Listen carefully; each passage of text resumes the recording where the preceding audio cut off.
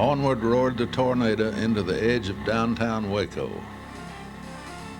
For years, the Olympic-sized sun pool had been a popular spot for swimmers and swimming contests. At the edge of the sun pool was the last vestige of the old Cotton Palace Coliseum, a high wall that held the stage curtains.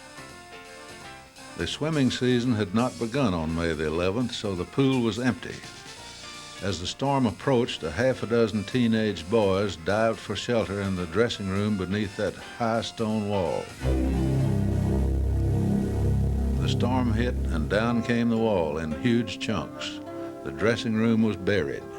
4 of the boys dug themselves out, scratched up but safe, but 2 others, Billy Batres and Stan Skiles, were crushed to death. It took hours to bring up their bodies.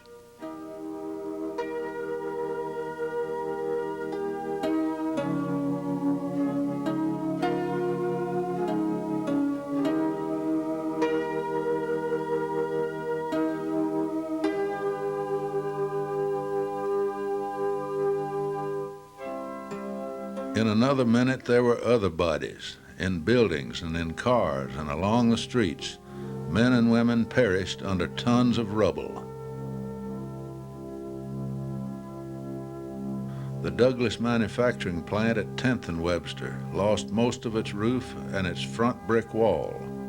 By a quirk of fate, none of the Douglas workers was injured.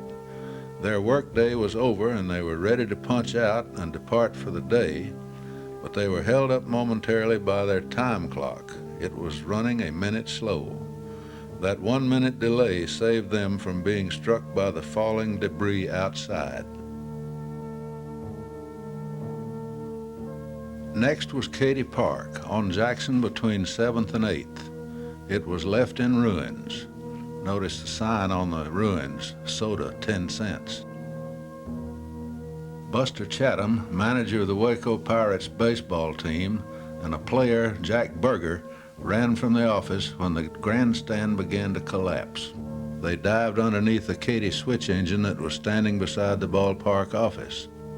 Buster said he'd complained for weeks about the engine being parked there, but he was sure glad to see it, and it saved their lives. 2 blocks farther on, the steeple of the First Methodist Church crashed to the ground. The church roof went skyward. This scene reveals the destruction of buildings on 5th Street between the 2 railroads, including the Shear Coffee Company, Davis Brothers Publishing Company, and several produce wholesalers. Across 5th Street at the Mary Avenue corner, the Dr. Pepper bottling plant lost its roof and a part of one wall.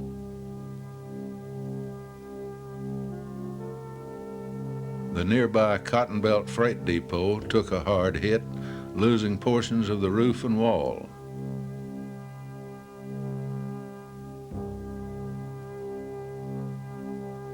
The old Cotton Belt passenger station at South 4th and Mary was totally destroyed.